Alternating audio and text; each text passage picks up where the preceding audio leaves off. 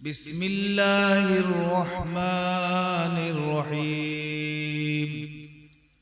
या अय्युहल्लज़ीना आमनुत्तक़ुल्लाह वक़ूलू क़ौलन सदीदा युस्लिह लकुम अअमालकुम वयग़फिर लकुम ज़ुनूबकुम वमन युतिइल्लाह वरसूलहु फ़क़द फ़ाज़ फ़ौज़न अज़ीमा। वक़ाल रसूलुल्लाहि सल्लल्लाहु अलैहि वसल्लम ला युमिनु अहदुकुम हत्ता यकून हवाहु तबअन लिमा जिअतु बिहि औ कमा क़ाल अलैहि स्सलातु वस्सलाम।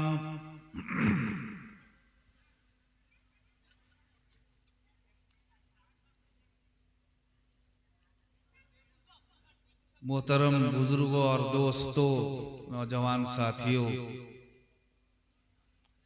काबिले एहतराम पर्दानशी माएँ और बहनें, अजीज बच्चों, इस वक्त जो मैंने आपके सामने कुरान पाक की जो आयत पेश की है, तिलावत की है, उसमें अल्लाह तबारक व तआला कई चीजों का हुक्म फरमा रहे हैं। पहला हुक्म अल्लाह ताला ने दिया, ए ईमान वालों, या अय्युहल्लज़ीना आमनू इत्तक़ुल्लाह, अल्लाह से डरो। ये पहला हुक्म अल्लाह ताला ने इस आयत में दिया है। और दूसरा हुक्म दिया, वक़ूलू क़ौलन सदीदा, दुरुस्त बात, ठीक बात कहो, झूठ मत बोलो, गलत मत बोलो, सही बात बोलो। सदीद अरबी में दुरुस्त बात को कहते हैं, झूठ नहीं हो। ये दो चीजों का हुक्म अल्लाह ने दिया, उसके बदले में अल्लाह ताला ने फरमाया, अगर तुम ये दो चीज पर अमल कर लोगे, अल्लाह से डरोगे और सही सही बात लोगों के सामने करोगे, युस्लिह लकुम अअमालकुम, अल्लाह ताला तुम्हारे आमाल को दुरुस्त फरमा देंगे, आमाल की इस्लाह फरमा देंगे। और वयग़फिर लकुम ज़ुनूबकुम, तुम्हारे गुनाहों को माफ कर देंगे।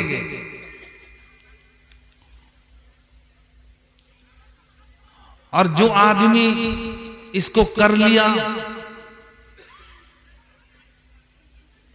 अल्लाह और उसके रसूल की इताअत कर लिया, फरमा बरदारी कर लिया, वमन युतिइल्लाह व रसूलहु, अल्लाह की फरमा बरदारी उसने कर ली और उसके रसूल सल्लल्लाहु अलैहि वसल्लम की फरमा बरदारी उसने कर ली, फ़क़द फ़ाज़ फ़ौज़न अज़ीमा, बड़ी कामयाबी पर वो फाइज हो गया, यानी बहुत बड़ी कामयाबी उसको मिल गई। चंद चीजों को समझने की जरूरत है। एक तो अल्लाह ताला ने सबसे पहले तक़वा का जिक्र किया, डरो अल्लाह से। अब अल्लाह से डरना कई तरह का होता है। एक तो यह है कि आदमी जबान से बोलता है कि मैं अल्लाह से डरता हूं, लेकिन दिल से नहीं डरता है। और एक यह है कि आदमी दिल से भी अल्लाह से डरता है, जबान से भी उसका इजहार करता है कि मैं अल्लाह से डरता हूं।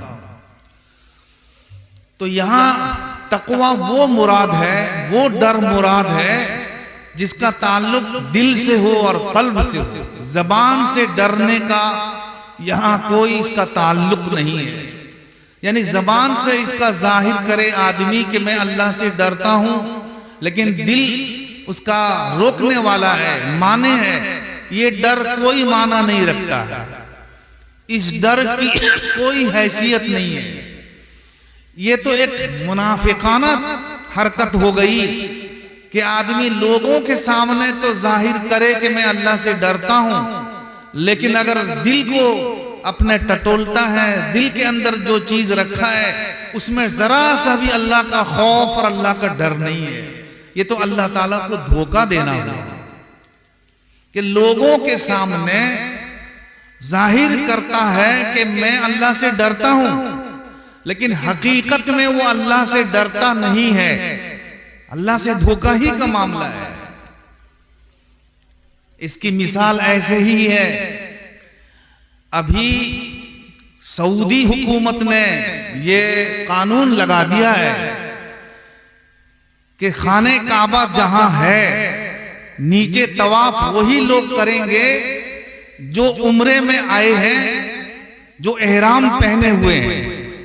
एहराम दो टुकड़े को कहते हैं, चादर दो टुकड़ा है, सिला हुआ लिबास नहीं पहनना है, एक चादर ओढ़ना है और एक चादर बगैर सिले हुई लुंगी पहनना है, सिली हुई लुंगी नहीं है। ऐसे ही दो चादर है, एक चादर पहन लेना है और एक चादर को ओढ़ लेना है, ये हुआ एहराम। जो हजरात हज करने जाते हैं और उम्रा करने जाते हैं उनका एहराम में होना जरूरी है, बगैर एहराम के उनका हज नहीं होगा और न उनका उम्रा होगा। और जब एहराम में आदमी आ गया तो बहुत सारी चीजों से उसको बचना पड़ेगा, जैसे नाखून नहीं बना सकता है, जब तक एहराम की हालत में रहेगा नाखून नहीं बनाएगा। किसी को शिकार, किसी का शिकार नहीं कर सकता है, परिंदा हो या और कोई चीज हो, शिकार मना है। खुशबू नहीं लगा सकेगा, इतर नहीं लगा सकेगा। जो इतर लगा लिया है एहराम से पहले पहले ठीक है, एहराम के बाद और इतर नहीं लगाएगा। इतर लगाएगा तो फिर जुर्माना हो जाएगा उसके ऊपर, और जुर्माना भी बहुत बड़ा जुर्म है। एक ऊंट या फिर एक खस्सी या दुम्बा कुर्बानी देना पड़ेगा उसको, बहुत बड़ा। यहां तक के खुशबूदार साबुन भी इस्तेमाल नहीं कर सकेगा कि पाखाना पेशाब के बाद खुशबूदार साबुन से मैं हाथ धो लूं, बदबू उसकी खत्म हो जाए, नहीं धो सकेगा। बहुत सारी ममनुआत, सिला हुआ लिबास नहीं पहन सकेगा, टोपी ममनू है, टोपी नहीं पहन सकेगा, सर उसका खुला हुआ रहेगा। जितना दिन एहराम में रहेगा सर उसका खुला हुआ रहेगा, उसी खुले हुए सर में सब उसको करना है, नमाज पढ़ना है, सब कुछ करना है खुले हुए सर में, जहां जैसा हुक्म आया। अब उसका देखा था कि लोग कहते हैं खुले हुए सर में तो हाजी लोग और उम्रा में जो जाते हैं वो लोग नमाज पढ़ते हैं, उनकी नमाज कैसे होती है। और हम अगर नमाज पढ़ लेते हैं खुले सर तो लोग टोकते हैं कि खुले सर नमाज पढ़ते हो, टोपी कहां गई। जहां जैसा हो वहां का मसला है कि सर खुला हुआ रहे, कोई सिला हुआ लिबास नहीं पहन सकता है। और बहुत सारी ममनुआत भी हैं उसके लिए, और भी हैं बहुत सारे। यह है मर्द के लिए। औरत के लिए एहराम बस जो कपड़ा, वो जो ड्रेस या जो कपड़ा पहनी हुई है वही उसका एहराम है। उसके लिए चादर नहीं है कि मर्द की तरह से एक चादर पहने और एक चादर ओढ़े, वैसा नहीं है औरत के लिए। औरत बुर्का है, बुर्का है, लेकिन उसके लिए एहराम में खास ख्याल ये है कि उसका चेहरा खुला हुआ रहे, चेहरे में कोई आड़ नहीं होना चाहिए। निकाब नहीं, जैसे निकाब पहनते हैं सब ढका हुआ रहता है, आंख नजर आती है ना, मगर वो नहीं है, चेहरा उसका बिल्कुल खुला हुआ रहे। औरत का जो एहराम है उसका चेहरा ही है उसका एहराम, बाकी सब बदन उसका ढका हुआ रहे, चेहरा उसका खुला हुआ रहे। यहां तक कि मर्द भी, अगर मर्द का एहराम तो चेहरा नहीं है, मर्द का तो ये एहराम है, तो चेहरा जो उसका खुला हुआ रहेगा।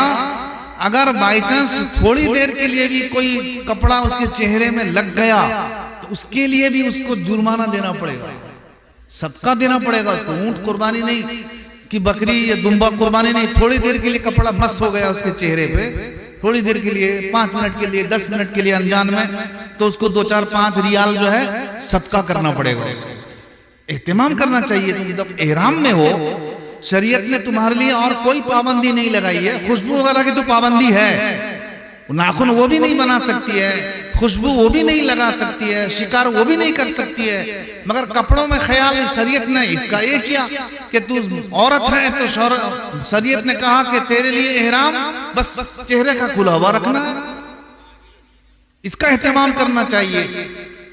सर उसका ढका हुआ होना चाहिए, लेकिन मर्द के लिए सर खुला हुआ रहना चाहिए।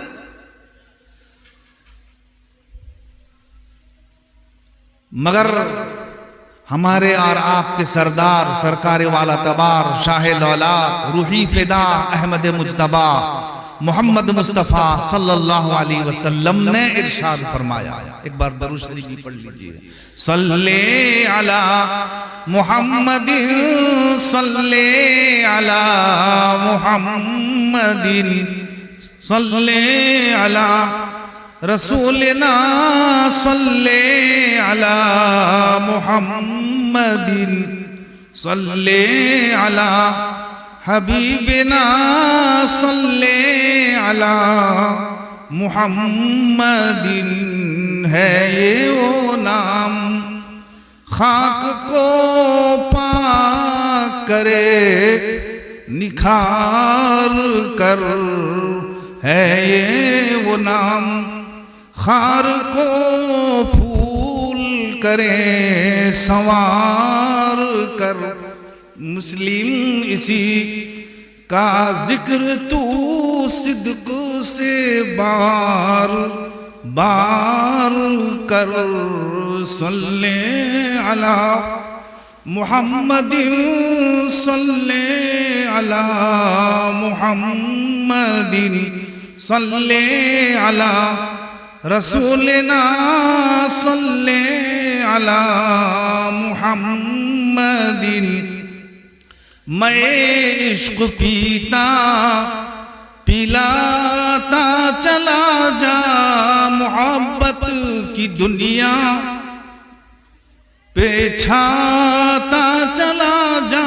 ये दुनिया मोहब्बत से गाफिल है उसको, ये दुनिया मोहब्बत से गाफिल है उसको। तू दर से उखुवत पढ़ाता चला जा, तू दर से उखुवत पढ़ाता चला जा। सल्ले अला मुहम्मदिन सल्ले अला मुहम्मदिन सल्ले अला रसूलना सल्ले अला मुहम्मदिन। मैं अर्ज कर रहा था बुजुर्गों और दोस्तों, औरत के लिए मसला तो वही है कि उसका चेहरा खुला हुआ रहेगा पूरे उम्रे के वक्त तक और पूरे हज में, जब तक उसका टाइम है उम्रे का।